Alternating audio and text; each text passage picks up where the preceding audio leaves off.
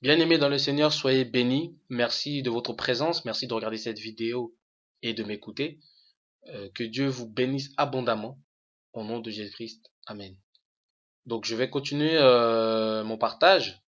On avait vu précédemment ensemble que, pour ceux qui ont vu la dernière vidéo que j'ai faite, que Dieu, l'aspect de Dieu, la forme de Dieu a une forme humaine. D'accord? C'est une forme glorieuse. C'est un aspect glorieux, mais c'est tout de même un aspect humain. Hein. Il a un corps. Hein. N'oublions pas que nous, vous et moi, avons été créés à son image, selon son aspect à lui, selon nous ressemblons à Dieu. D'accord? Donc, effectivement, on a un corps de péché. On a un corps de chair où il y a le péché qui règne. Et ce corps, Dieu l'a formé en prenant la poussière de la terre, en prenant ce qu'il y a dans le sol. Et lui, le corps dont il est, dont il possède, n'est pas fait de cette matière-là, du sol, mais il est fait de la matière céleste, de la matière glorieuse, excusez-moi. Et c'est ce qui différencie de Dieu et l'homme. Mais nous avons un même corps, un visage, des bras, des pieds, des mains, des yeux, un nez, une bouche. Donc voilà, nous avons la même chose que Dieu. Amen. Donc on a vu hein, des passages, hein, Daniel le décrit. Ézéchiel le décrit également, hein, l'apôtre Jean aussi le décrit également. Donc, pour ceux qui disent oui, mais non, la théophanie, Dieu, c'est la théophanie, il se manifeste sur la terre en tant qu'humain. Donc, si je prends votre terme, votre propos de théophanie, qui se manifeste en tant qu'humain sur la terre, donc au ciel, ça voudra dire qu'il n'a pas de forme humaine. C'est ça que ça veut dire la théophanie. Ça veut dire qu'il a sa forme originelle n'est pas une forme humaine, mais il se manifeste en tant qu'homme, en tant qu'humain sur la terre pour nous parler, pour se faire voir. Eh ben, c'est faux. Parce que les prophètes l'ont vu de sa forme originelle, qui est une forme glorieuse, sa forme éternelle, c'est ce corps éternel.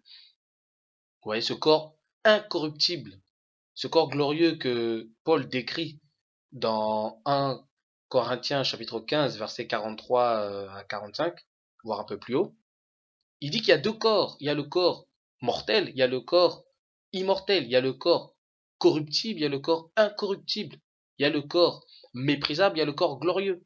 Et nous, sur la terre, on a ce côté négatif de ce corps-là. Méprisable, pécheur, naturel, corruptible.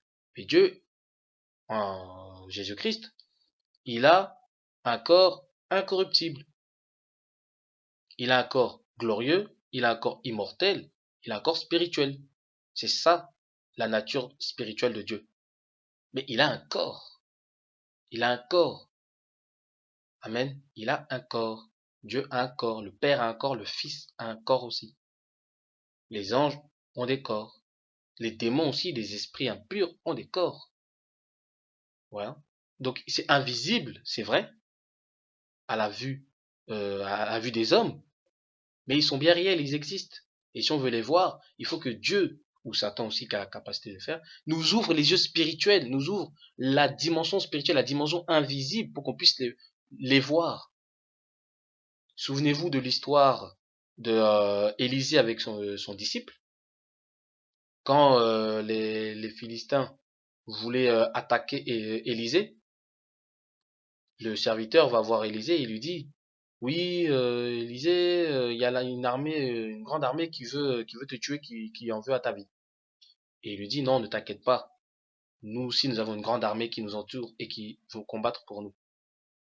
Élisée avait vu, avec les yeux spirituels, il avait vu les anges.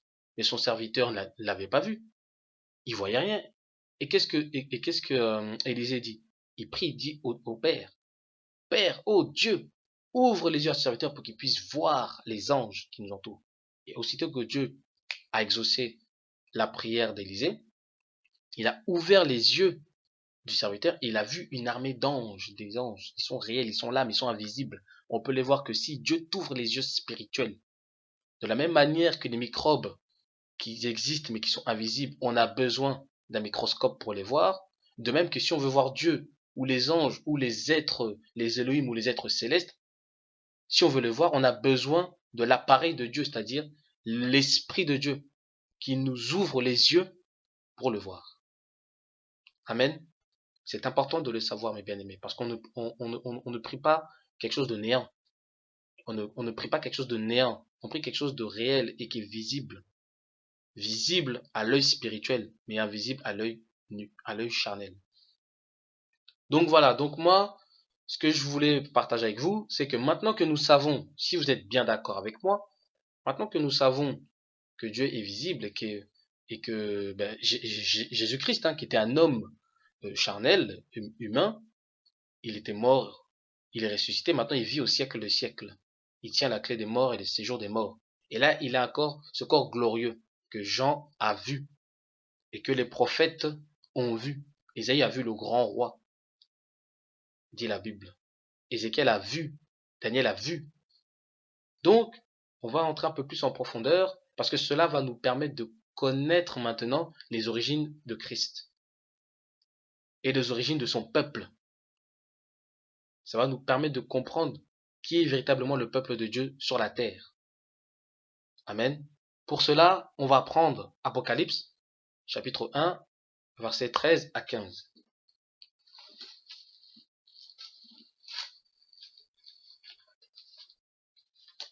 Donc, Apocalypse, chapitre 1, d'accord, versets 13 à 15. On va lire à partir du verset 12. Donc, c'est Jean qui parle, hein. Donc, je me retournai pour savoir quelle était la voix qui me parlait.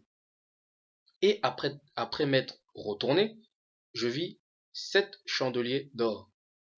Et au milieu des 7 chandeliers, quelqu'un qui ressemblait à un fils d'homme. Donc voilà, hein, un aspect d'homme. Et là, on le voit dans son essence charnelle, dans sa forme, dans sa forme originelle, d'accord, de l'essence originelle de Dieu, d'accord. Il a vu un fils d'homme vêtu d'une longue robe et ayant une ceinture d'or sur la poitrine. Donc maintenant, on va le décrire physiquement, hein. On va décrire Jésus-Christ, le physique de Jésus. Et vous voyez qu'est-ce que dit dans le verset 14? Sa tête et ses cheveux étaient blancs comme de la laine blanche, comme de la neige. Amen. On parle des cheveux de Jésus-Christ, les cheveux de Dieu. Et on dit que les cheveux, ce sont des cheveux laineux ou des cheveux de laine. Donc, pour ceux qui veulent savoir qu'est-ce que les cheveux de laine, vous pouvez taper sur Google rapidement, définition cheveux laineux, ou si vous avez un dictionnaire. Vous allez voir que les cheveux de laine, ou les cheveux laineux, ça veut dire les cheveux frisés, les cheveux ultra frisés. En d'autres termes, des cheveux crépus. Des cheveux crépus. Donc maintenant, je vous pose la question, mes bien-aimés. Quel est le peuple sur la terre, hein? Quel peuple sur la terre a les cheveux crépus, a des cheveux frisés, a des cheveux bouclés, a des cheveux de laine? Ce sont les peuples africains. Ce sont les Noirs. Ce sont eux qui ont les cheveux crépus, qui ont des cheveux de laine comme la laine de mouton. Je me souviens qu'il y a un livre de Volney, hein, un célèbre écrivain Volney, qui avait voyagé en Égypte et qui avait décrit les Coptes, hein, les Égyptiens, les Noirs, et il disait que l'Africain aux cheveux laineux, l'Africain aux cheveux laineux, qui a des cheveux de laine. Donc quand on parle de quelqu'un qui a des cheveux de laine, on parle d'un noir. Et là, on voit dans Apocalypse chapitre 1, verset 14, on parle de Jésus ayant des cheveux crépus. Donc on parle d'un Jésus noir. On parle d'un Jésus noir. Donc ça peut choquer, ça peut vous choquer, ça peut vous troubler, et je le comprends. Parce que moi de même, ayant accepté Christ dans ma vie comme mon Seigneur et Sauveur depuis déjà plusieurs années, eh ben, je priais un Jésus blanc comme on nous le présente. Or c'est faux. Jésus est noir car il a des cheveux de laine. Un blanc n'a pas de cheveux de laine. Un chinois n'a pas de cheveux de laine. Un Indien n'a pas de cheveux de laine. Un Latino-Américain n'a pas de cheveux de laine. Un Arabe n'a pas de cheveux de laine. Seuls et uniquement seuls les peuples africains, les Noirs, ont des cheveux de laine. Donc voilà, il n'y a pas à, à réfléchir, il n'y a pas à contester ou quoi que ce soit. Si vous aimez le Dieu, si vous aimez le Dieu sauveur, Jésus-Christ, Seigneur et Sauveur, si vous aimez sa parole, la Bible, si vous l'aimez, si vous scrutez, vous êtes des hommes et des femmes qui méditent la parole de Dieu et qui veulent connaître la vérité, c'est une vérité, il faut l'accepter.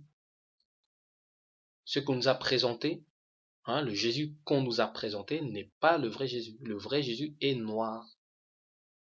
Et ce n'est pas tout.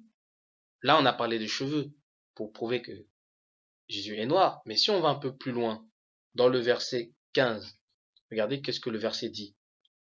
Ses pieds étaient semblables à de l'airain ardent, comme s'il avait été embrasé dans une fournaise.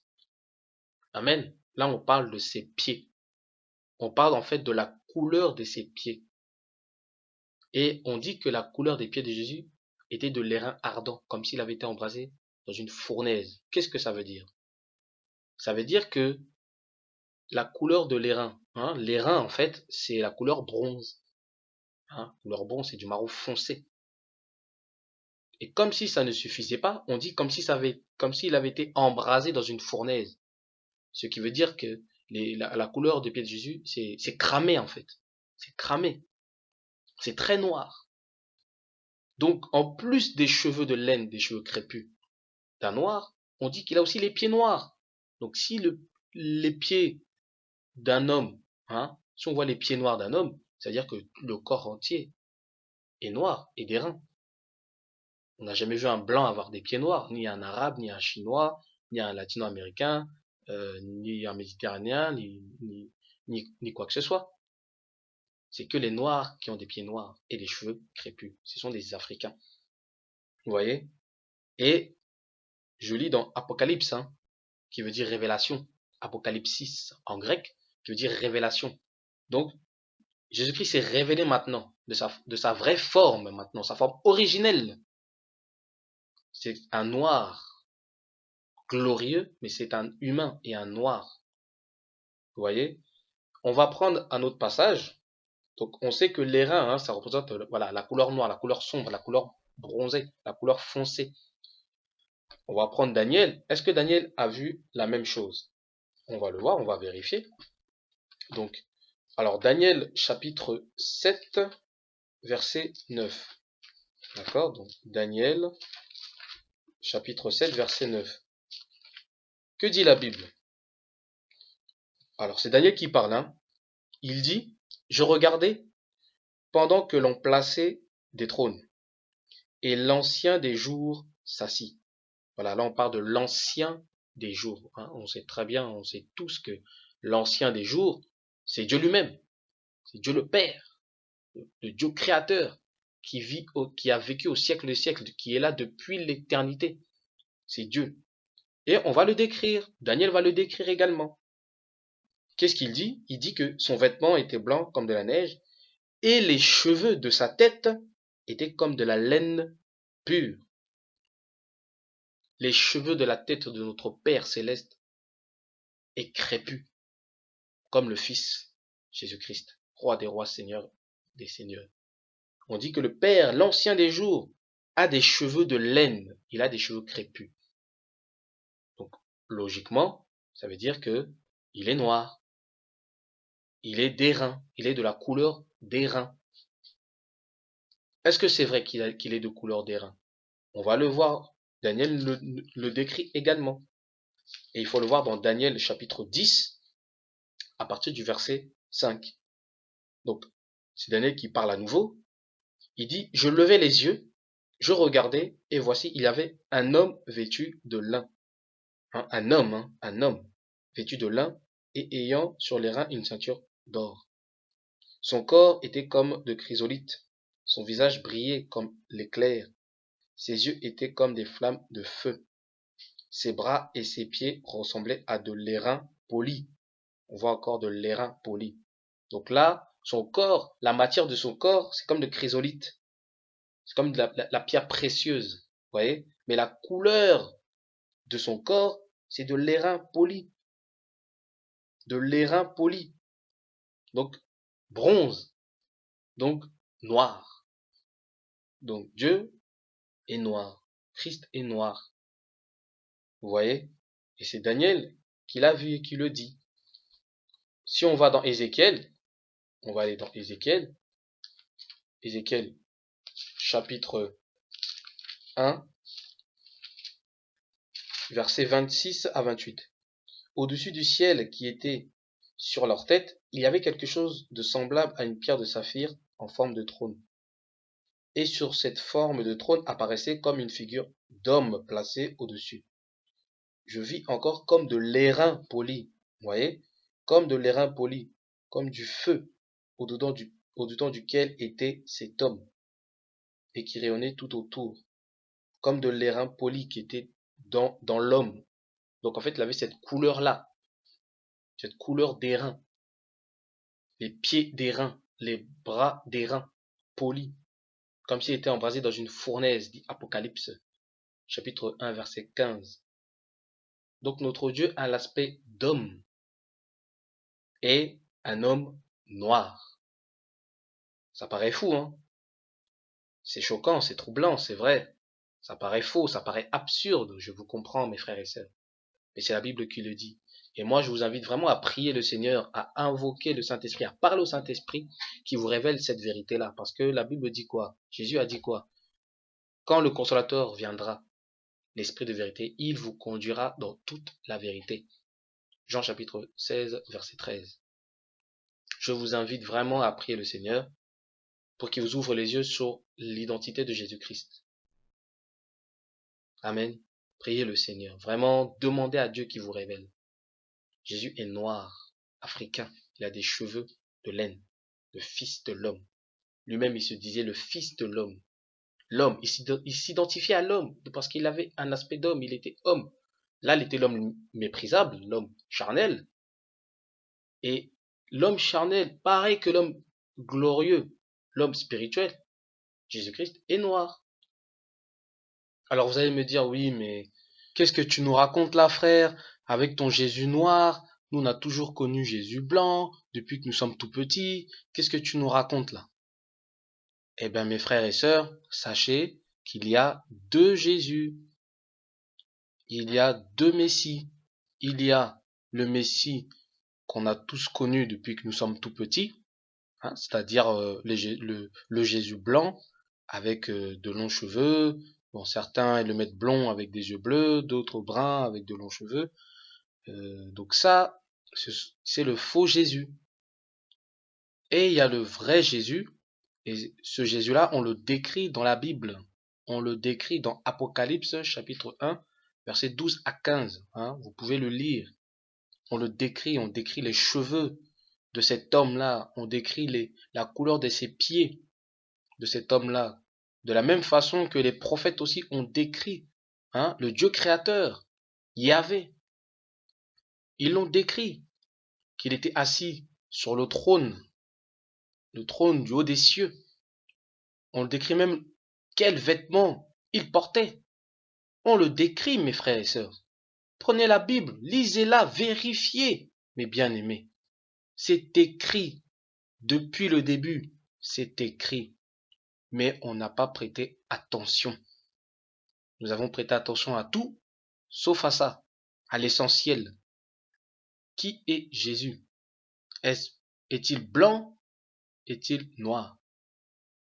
Il y a deux Jésus. Vous allez me dire, mais non, c'est pas possible. Qu'est-ce que tu me racontes là? Là, tu commences à délirer, frère. Non, mon bien-aimé, je ne délire pas. Regardez, Jésus lui-même le dit. Regardez, on va prendre le livre de Jean, chapitre 5, verset 43.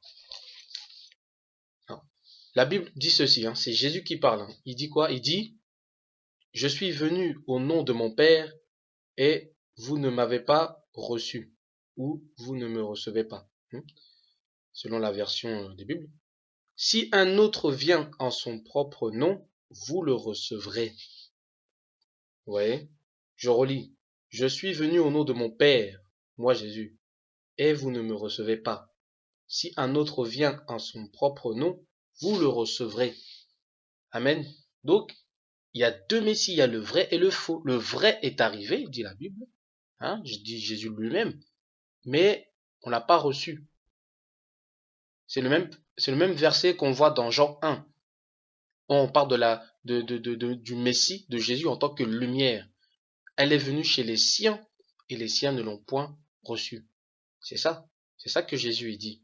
Mais s'il y a quelqu'un d'autre qui vient, hein, avec ce rôle de Messie, de sauveur, il va avoir un autre aspect, il va avoir une autre allure. Vous allez le recevoir, il dit. Là, il ne part pas dans une hypothèse ou dans une supposition. Il affirme. Il dit, vous allez le recevoir. Et effectivement, nous l'avons reçu. Ce Jésus qui n'a pas les cheveux de laine, hein, de laine de mouton, qui n'a pas les yeux de bronze. C'est un autre Jésus que nous avons reçu.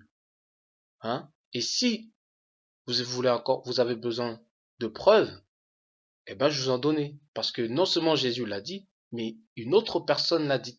Et on va le voir.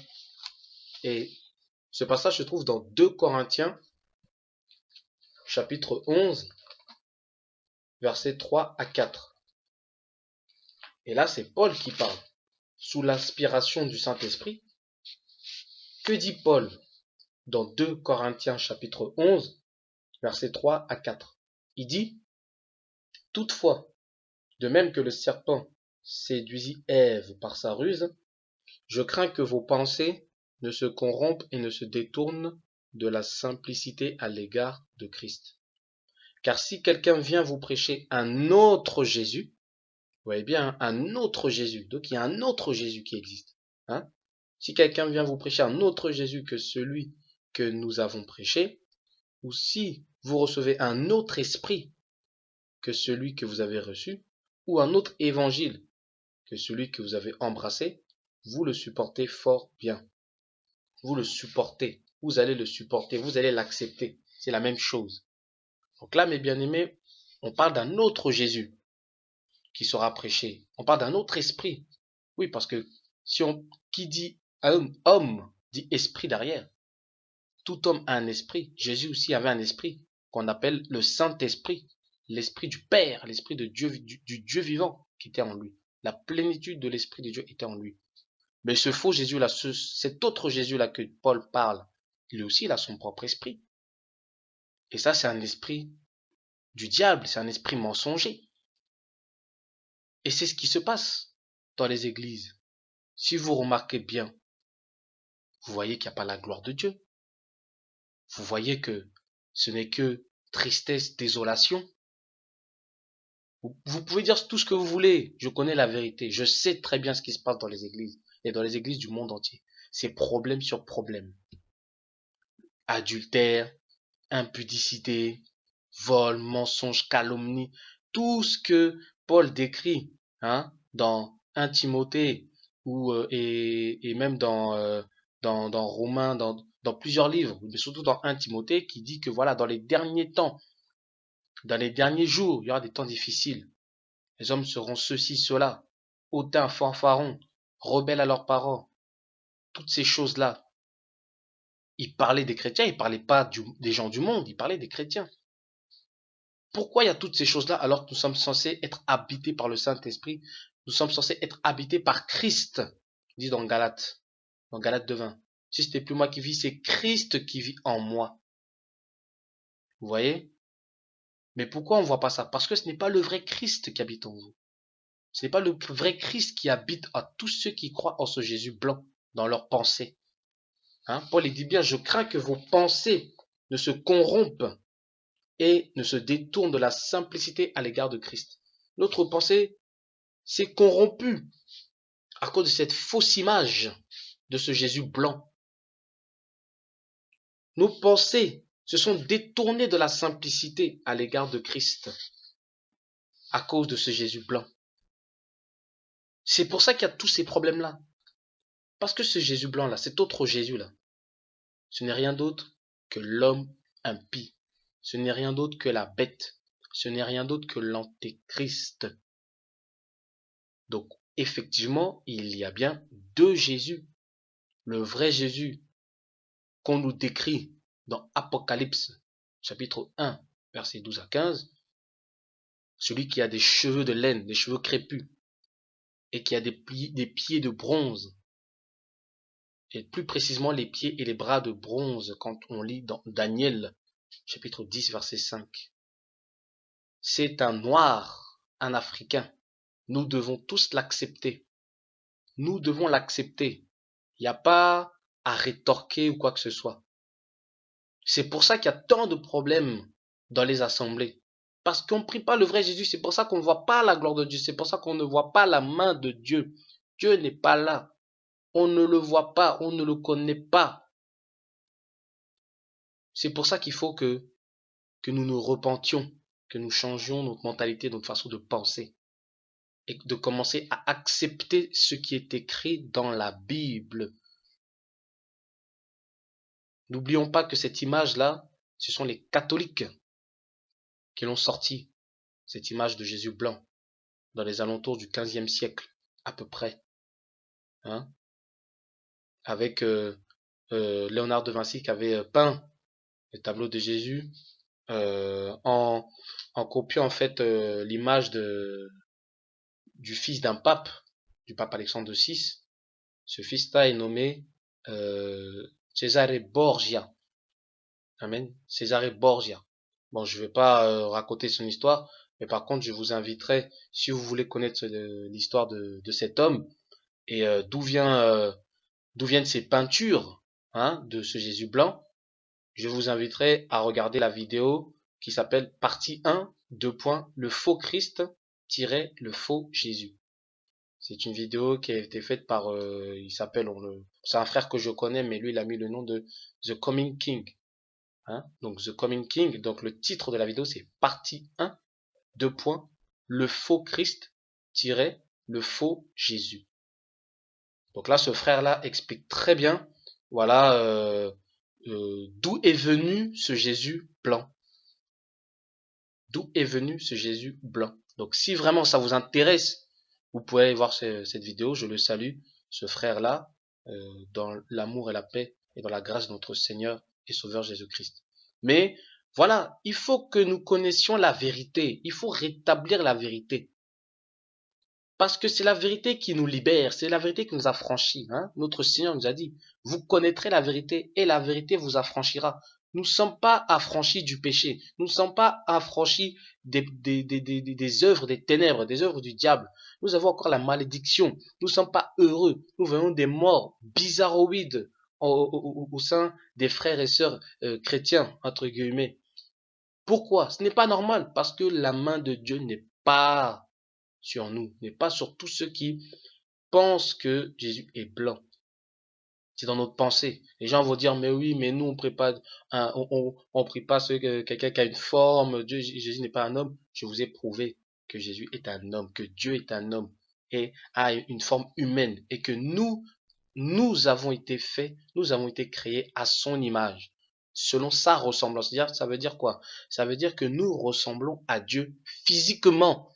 On ne parlait pas que de spirituellement. Il y a le spirituel, bien sûr, nous avons un esprit comme lui, mais ça parlait aussi de l'âme et de l'esprit et du corps.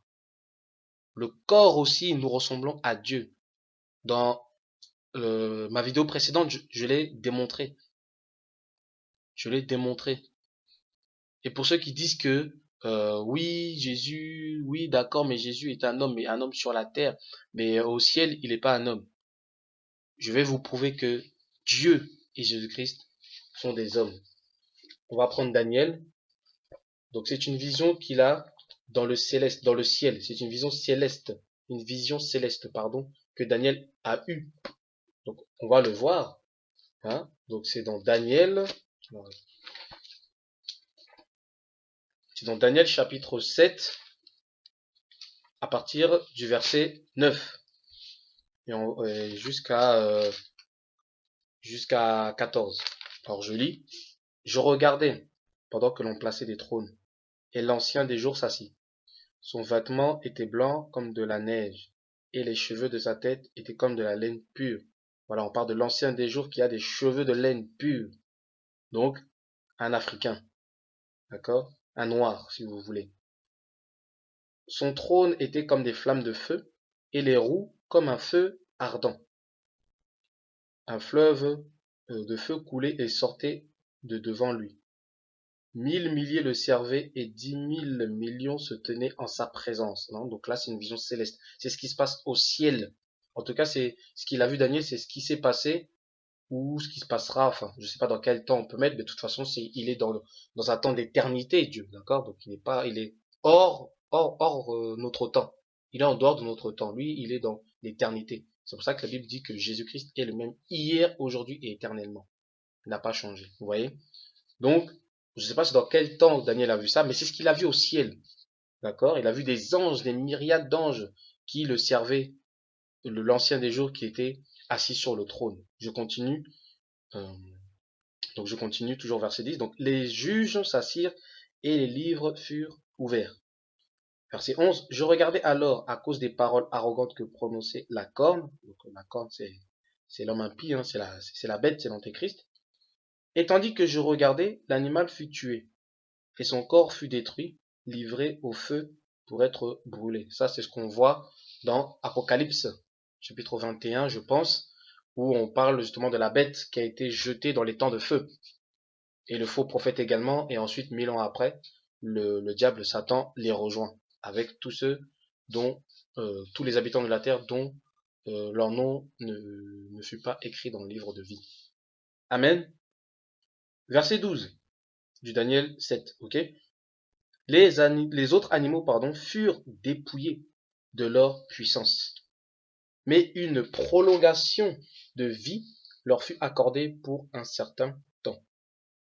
Donc là, le verset qui va nous intéresser, c'est à partir du verset 13 à 14. D'accord? C'est toujours la même vision, c'est la continuité. Qu'est-ce que Daniel a vu? Regardez qu'est-ce qu'il a vu. Je regardais pendant mes visions nocturnes, et voici, sur les nuées des cieux, arriva quelqu'un semblable à un fils de l'homme. Semblable à un fils de l'homme. Et on va comprendre de qui on parle là. Ok? Il s'avança vers l'ancien des jours, le Père. Ça, c'est Dieu le Père. L'ancien des jours, c'est Dieu le Père. Et le fils de l'homme, c'est qui? On va savoir c'est qui. Et, donc je répète, hein, il s'avança vers l'ancien des jours et on le fit approcher de lui. Donc le Fils de l'homme maintenant s'est approché de l'ancien des jours du Père. Et que dit le verset 14? On lui donna la domination, la gloire et le règne, et tous les peuples, les nations et les hommes de toute langue le servirent. Sa domination est une domination éternelle qui ne passera point, et son règne ne sera jamais détruit. Amen. Donc là, on parle de Fils de l'homme qui s'approche devant l'ancien des jours, le Père, et qu'on lui remet toute la gloire, tout le règne, la puissance, toutes ces choses. On le voit aussi dans l'Apocalypse, quand l'agneau a ouvert les 7 sceaux. Les anges, les 24 vierges, qu'est-ce qu'ils disent? Tu es digne de recevoir la gloire, le règne et la puissance au siècle des siècles. On sait très bien que là, on parle de Christ, de Jésus-Christ. Et la vision que Daniel a vue. Il a vu qui? Il a vu quoi? Il a vu quelqu'un de semblable à un fils de l'homme. En gros, pour résumer, il a vu un homme devant l'ancien des jours qui est aussi un homme. Et cet homme-là, on le décrit dans Apocalypse chapitre 1, verset 12 à 14, qui dit qu'il est l'alpha et l'oméga, le premier et le dernier, qui était mort, et que maintenant il vit au siècle des siècles, et qui tient les clés des morts et du séjour des morts. Cet homme-là, on le décrit, mes bien-aimés, s'il vous plaît, d'accord? Réfléchissez un peu, essayez voilà, de ne pas raisonner, vraiment de prendre la Bible, d'accord, et d'écouter vraiment ce que je dis, et vraiment de vérifier vous-même. On parle d'un homme, et on le décrit cet homme, avec des cheveux de laine, des cheveux crépus, et des pieds de bronze. Ça veut dire que cette personne-là a un corps noir. Il n'a pas la matière de notre corps à nous, de notre chair, hein. Il n'a pas cette matière-là, mais la couleur, et c'est noir. Jésus est un noir. On parle des cheveux de laine. Seuls les noirs ont les cheveux de laine, mes bien-aimés. Le vrai Jésus est un Jésus noir. Le vrai Dieu créateur, qui nous a créé tous, le ciel et la terre, l'univers, est noir. Il n'est pas blanc. Il n'est pas blanc, mes bien-aimés. Donc voilà, je voulais vraiment partager sur ça, sur les origines de Jésus-Christ, qu'il est noir. Jésus-Christ est noir, mes bien-aimés. Jésus-Christ est noir. Il faut que nous bannissons le Jésus blanc dans notre tête, dans nos pensées. Parce que tant que nous aurons ce Jésus blanc dans nos pensées, on aura toujours des problèmes. Parce que cet homme-là, c'est l'homme impie. C'est l'homme impie. C'est l'homme impie que l'on décrit dans 2 Thessaloniciens chapitre 2. Cet homme impie-là, cet autre Jésus qui vient en son propre nom. Cet autre Jésus que les gens prêchent. Tous ces films, ces vidéos que on nous montre Jésus blanc. Les Moïse blancs, les Hébreux blancs.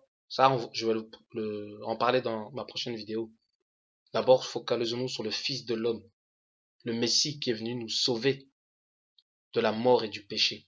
Cet homme-là est noir et le faux est blanc. Donc, excusez-moi, je ne fais pas de racisme ou quoi que ce soit. J'aime tout le monde, j'aime les noirs, j'aime les blancs, j'aime les arabes, j'aime les chinois, mais j'aime surtout la vérité. Et la vérité a été cachée. La vérité a été retenue captive, dit dans Romains 1.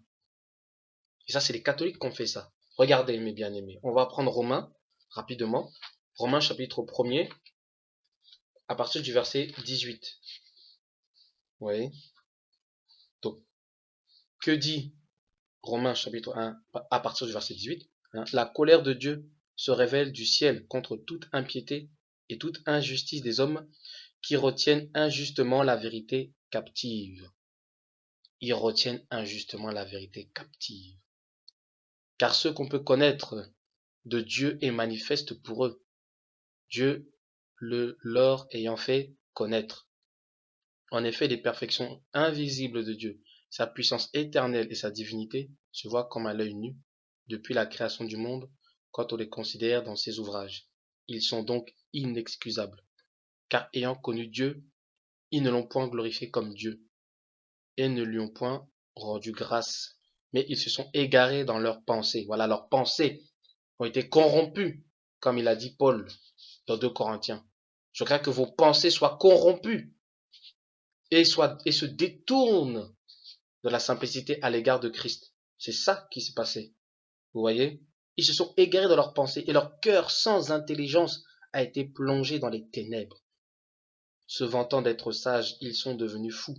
Eux qui ont changé la gloire du Dieu incorruptible en image représentant l'homme corruptible, des oiseaux, des quadrupèdes et des reptiles. L'homme corruptible, l'homme de péché. Jésus s'est fait pécher, s'est fait pécheur.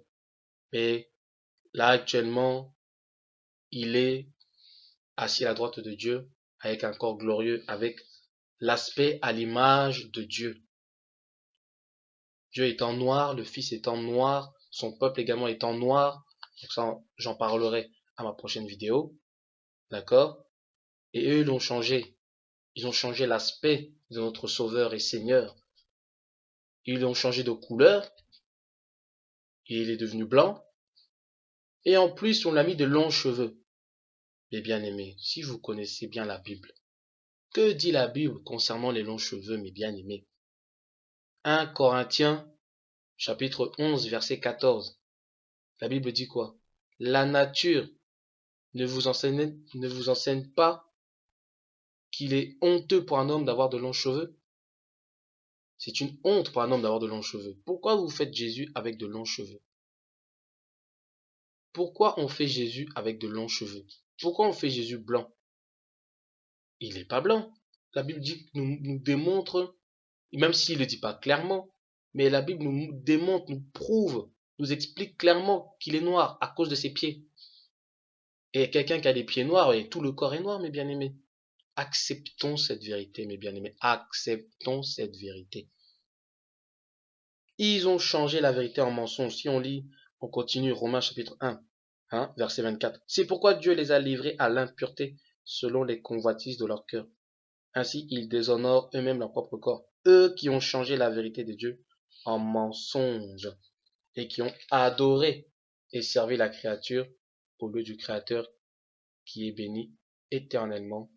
Amen. Vous voyez? Et regardez cette prophétie. Paul, il a dit à qui? À quel peuple? Il a dit aux Romains. Aux Romains. Pourquoi il a sorti cette prophétie aux Romains? Parce que c'est ce mensonge-là, là où Satan va régner, le trône de Satan, pour duper le monde, pour duper tous ceux qui croiront, hein, à la bonne nouvelle de Jésus-Christ, de Yahushua, de notre Messie. Ils vont croire en mensonge. C'est pour ça qu'ils ont changé la vérité. Ils ont changé la vérité. Ils ont changé plein de choses. On le sait très bien. Les catholiques ont changé plein de choses. Ils ont changé la définition de mot église. Hein? On sait très bien que église en grec c'est ecclésia qui veut dire appeler hors d'eux, sortir d'eux. Hein? Ça veut dire que c'est un peuple, hein? Un groupe de personnes, une assemblée qui est sorti. Sorti de quoi? Du monde des ténèbres, du monde des péchés, du monde du diable. Et pour former un peuple, le peuple de Dieu. C'est ça que ça veut dire église. Eux, ils ont changé, ils ont dit c'est un édifice. Mais non, alors que Jésus lui-même, il a dit, je vais détruire le temple et en 3 jours, je le rebâtirai. Il parlait de l'homme, le temple de l'homme, le corps de l'homme. Ils ont changé ça. Ils ont changé ils ont donné une naissance de Jésus alors que on le dit même pas. Ils ont changé la doctrine pour dire que Marie est mère de Dieu, il faut adorer Marie, il faut passer par Marie pour, euh, pour que nos prières puissent atteindre les oreilles du Père, de Dieu le Père. Jésus lui-même, il a dit, n'appelez personne votre Père, car un seul est votre Père, c'est celui qui est dans les cieux. Eux, qu'est-ce qu'ils ont fait? Ils appellent les hommes mon Père, l'abbé. Abbé ou Abba ou Abi, ça veut dire Père. L'abbé Pierre. Voilà des inepties, des hérésies qu'ils ont sorties. Dieu même, il a dit, il ne faut pas faire d'image taillée, de représentation. Tout ce qui est les orfèvres, tout ça, c'est Dieu n'aime pas ça. Mais ils ont fait ça. Et il y en a même qui embrassent les pieds de Jésus, qui embrassent la statue. Toutes ces choses, ils ont changé. Ils ont paganisé la bonne nouvelle de Dieu. Et une des choses aussi qu'ils ont changé, c'est la couleur de peau de notre Messie. Il n'est pas blanc, il est noir. La Bible dit qu'il nous montre qu'il est noir, mes bien-aimés, acceptons-le. Si vous n'acceptez pas ça, vous n'acceptez pas la vérité. Vous n'acceptez pas le vrai Seigneur Jésus-Christ. Et c'est dommage pour vous. Parce que quand notre Seigneur viendra, il dira, je ne te connais pas. Je ne te connais pas, même si tu as prophétisé, même si tu as fait des miracles, même si tu as chassé des démons, même si tu as parlé en langue au point de t'envoler jusqu'au ciel, il va te dire, je ne te connais pas, parce que tu ne me connais pas. Tu as cru à un imposteur. On ne croit pas à un imposteur, on croit aux vraies personnes. Amen. Je voudrais aussi lancer un message à un frère. J'ai vu une vidéo il y a quelques temps, il y a quelques jours de ça, qui s'appelle Kevin Gall. Kevin Gall. Amen. Kevin Gall, si tu m'entends, je te salue au nom de Jésus-Christ, dans l'amour du Père et du Fils. Donc, je voudrais te répondre parce que tu as mis une vidéo qui disait que Jésus n'est ni noir ni moche. Amen. Bon, sur un point on est d'accord, c'est que Jésus n'est pas moche. Tu as pris un bon passage, hein, Isaïe 53, pour dire que non, effectivement, il s'est fait tellement tabasser qu'il s'est fait amocher. Donc oui, là, effectivement, euh, sur le chemin de Golgotha, hein, pour être crucifié, il était pas beau à voir, c'est vrai. Mais après, tu as pris un passage pour expliquer qu'il était blanc. Et tu as pris le passage de Cantique des Cantiques pour dire que voilà, Salomon qui est justement l'image de Christ, Salomon on le décrit qu'il est blanc. Je vais prendre le passage et on va éclaircir ça, d'accord? C'est un partage, mon frère. Si tu m'écoutes, ou ceux qui m'écoutent, qui connaissent Kevin Gall, qui vont lui faire passer le message, voilà, je suis pas là pour critiquer, pour jeter la pierre sur qui que ce soit. Je suis juste là pour éclaircir les choses, d'accord? Moi, j'aime la vérité, j'aime l'éclaircissement, j'aime le Saint-Esprit qui me conduit dans toute la vérité. Donc, on va prendre la Bible, hein. On va prendre la Bible et on va prendre ce passage-là. C'est dans Cantique des Cantiques, d'accord, chapitre 5, si je ne me trompe pas, Cantique des Cantiques, chapitre 5, à partir du premier verset. Alors je reprends. Cantique des Cantiques, chapitre 5, verset 10, excusez-moi, verset 10. Bon, le frère Kevin, il a pris le passage qui dit, mon bien-aimé est blanc et merveille. Il se distingue entre 10 000. Amen. Donc là, la Bible dit, voilà, que mon bien-aimé est blanc et merveille. Et le frère a dit, Kevin, il a dit que, ben voilà, on dit qu'il est blanc, donc voilà, Jésus est blanc. Salomon est blanc, Jésus est blanc. Non, mon frère. Non, mon frère, parce qu'en fait, le mot blanc, il faut le prendre dans ce mot originel. D'accord? Selon le texte originel de la Bible. On sait très bien que la Bible à l'origine n'était pas écrite en français, c'était écrit en hébreu. Enfin, après, tout est relatif sur l'hébreu, hein, parce qu'il y a, il y a, il y a l'hébreu antique, quand j'en parlerai plus tard. Mais si on se réfère à l'hébreu d'aujourd'hui, d'accord? Alors le mot blanc, d'accord, en hébreu, l'hébreu d'aujourd'hui, c'est tsak. Je sais pas comment on l'écrit, hein, c'est tsak. T-S-A-K-H ou C-H. T-S-A-C-H ou K-H. D'accord? Et ce mot-là, tsak, ça veut dire éblouissant, rayonnant, embrasé, clair, vif ou brillant. Voilà. Ou nettement. Voilà. C'est tout ce qui est la lumière. Voilà. L'éblouissement. Voilà. Rayonnant. C'est ça que ça veut dire. En fait, la Sulamite est en train de dire que mon bien-aimé est rayonnant. Ça n'a rien à voir avec la couleur de peau. D'accord? Le mot originel, tsak, qui vient de tsakak, hein, donc T-S-A-C-H-A-C-H, ou T-S-A-K-H-A-K-H. Tsakak. Tsakak, qui veut dire tout simplement euh, être éblouissant ou être incandescent. Être incandescent. Ça veut dire que tu brilles. Hein, on connaît ce terme, hein, je pense qu'on connaît la langue française. Ça veut dire voilà qu'on brille, on éblouit, on est rayonnant, on rayonne. Et en fait, c'est ça qu'elle voulait dire. Tu vois? On va dire que mon bien-aimé rayonne, est rayonnant. Mon bien-aimé est éblouissant. Il est comme une lumière, il brille. Ça n'a rien à voir avec la couleur de peau, mon frère, Kevin Gall. Donc si tu m'écoutes, je répète, voilà, on n'est pas dans une guerre. Voilà. C'est juste que j'aime bien éclaircir les choses. Donc, euh, donc voilà. Donc, sois béni, mon frère. Hein, je t'aime, même si je te connais pas, je t'ai jamais vu. Mais moi, j'aime tout le monde. J'aime même mes ennemis. Donc, je t'aime aussi. Et j'espère que tu écoutes cette vidéo. Tu regarderas cette vidéo pour comprendre et puis pour me répondre si tu veux. Soit pour me bénir, soit pour me remercier, soit pour m'insulter. Il n'y a pas de problème. Amen. Je suis tout oui. Je suis ouvert à tout. Mais voilà, mes bien-aimés. Donc Jésus est noir, il n'est pas blanc. Et ça, je pense que c'est sans faire la langue de bois, sans vraiment faire la langue de vipère. Mais je pense que ben, ils ont voulu un peu cacher la vérité, voilà, mettre un peu ceux qui ont écrit la Bible, mettre un peu voilà les mots qui tourneraient à leur faveur. Donc là, quand on dit mon bien-aimé est blanc, voilà, on a tendance à croire qu'il est blanc. On dit qu'il c'est un homme blanc, quoi, un blanc de peau, alors que ça n'a rien à voir. Ça n'a rien à voir avec la couleur de peau. Ça n'a rien à voir avec la couleur de peau, mes bien-aimés. Vous voyez? Donc, c'est important, mes bien-aimés, de connaître la vérité, de faire des recherches profondes. Moi, je vous invite à être comme les chrétiens de Béret. Hein? Quand on lit dans Actes des Apôtres, quand Paul il prêchait aux chrétiens de Béret, ils ouvraient la Bible et ils vérifiaient. Et s'il vous plaît, non seulement je vous invite à lire la Bible, mais attention, pas que lire la Bible. Parler au Saint-Esprit, invoquer le Saint-Esprit. Hein? Jésus, c'est le taf du Saint-Esprit, c'est son travail. Quand il habite en nous, c'est son travail. C'est-à-dire qu'il faut toujours invoquer le Saint-Esprit, être en communion avec le Saint-Esprit, parler au Saint-Esprit, demander au Saint-Esprit qu'il nous révèle les choses, qu'il nous parle et qu'on soit attentif à sa voix, pour qu'il nous révèle, qu'il nous parle, qu'il nous explique, qu'il nous enseigne, pardon, les choses. Parce que Jésus lui-même, il a dit, quand le consolateur viendra, Il vous enseignera toutes choses. Il vous conduira dans toute la vérité.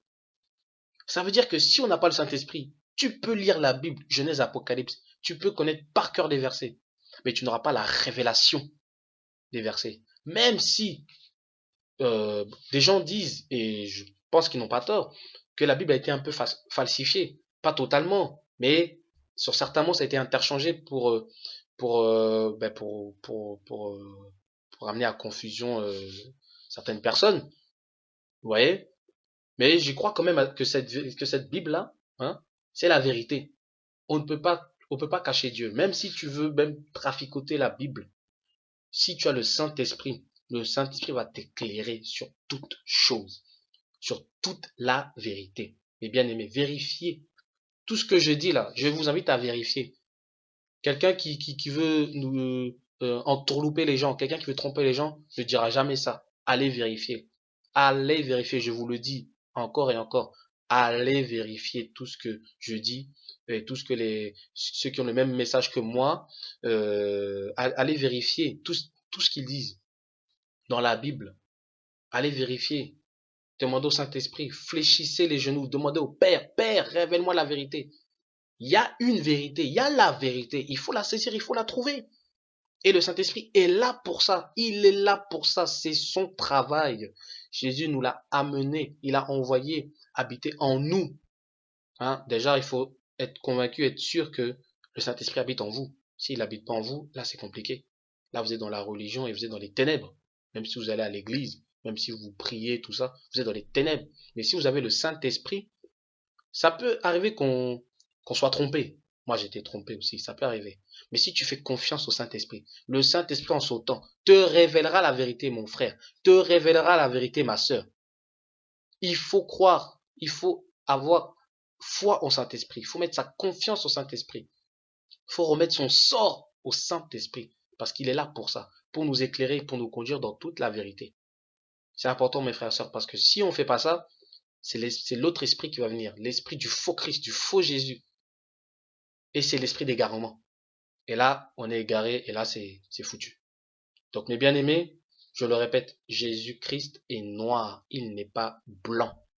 Il a des cheveux blancs, de la laine, comme la laine de mouton. Il a des cheveux de laine de mouton, des cheveux de laine, c'est des cheveux crépus. Et seuls les noirs ont les cheveux crépus. Deuxièmement, on parle de ses pieds, de la couleur des reins. La couleur des reins, c'est la couleur de bronze. Et si vous regardez bien, la couleur de bronze, c'est marron, marron, marron, voilà, comme les Noirs, comme les Africains. Et on précise bien en plus comme si ça avait été embrasé dans une fournaise, comme si ça a été bien brûlé, bien cramé. Là, mes bien-aimés, si vous êtes honnête envers vous-même et que vous aimez vraiment la vérité biblique, vous êtes obligé de l'accepter. Acceptons la vérité. Je remercie le Père, je remercie mon Seigneur et Sauveur Christ Jésus. Je remercie l'Esprit de Dieu vivant qui me donne la force et le courage de vous parler. J'espère vraiment que vous entendez. Si vous avez écouté jusqu'au bout, je vous remercie, je vous bénis abondamment, même si vous n'êtes pas d'accord avec ce que je dis, mais du moins je vous remercie de tout mon cœur d'avoir écouté jusqu'à la fin cette vidéo. Il y en aura d'autres, j'en ferai d'autres, j'ai beaucoup de choses à vous dire. Et j'espère que vous m'écouterez et j'espère que vous ferez cette démarche de vérifier, de chercher. Pas tout de suite m'attaquer, me critiquer, même si je peux dire que j'ai raison. Mais peu importe ce que vous allez dire, faites d'abord vos recherches, analysez, étudiez la situation, étudiez tous les mots, tous les passages de la Bible. Et après, vous revenez à la conclusion, la bonne, je l'espère, que vous allez accepter Christ, la vérité, qui est noire. Après, si vous n'acceptez pas, bon, que Dieu vous bénisse quand même, hein. Moi, je vous bénis dans tous les cas. Et après, si vous n'êtes pas d'accord, ben voilà, ben, vous pourrez m'insulter de tout, de faux prophètes, faux je sais pas quoi, tout ce que vous voulez, faux chrétiens, il n'y a pas de problème. Moi, j'accepte tout. Jésus, il a été traité de Belzébul. Donc, moi, voilà, j'accepte tout. Mais j'espère de tout cœur que vous allez accepter cette vérité parce qu'elle est vraie, elle est pure. Que Dieu vous bénisse abondamment, mes frères et sœurs. Shalom.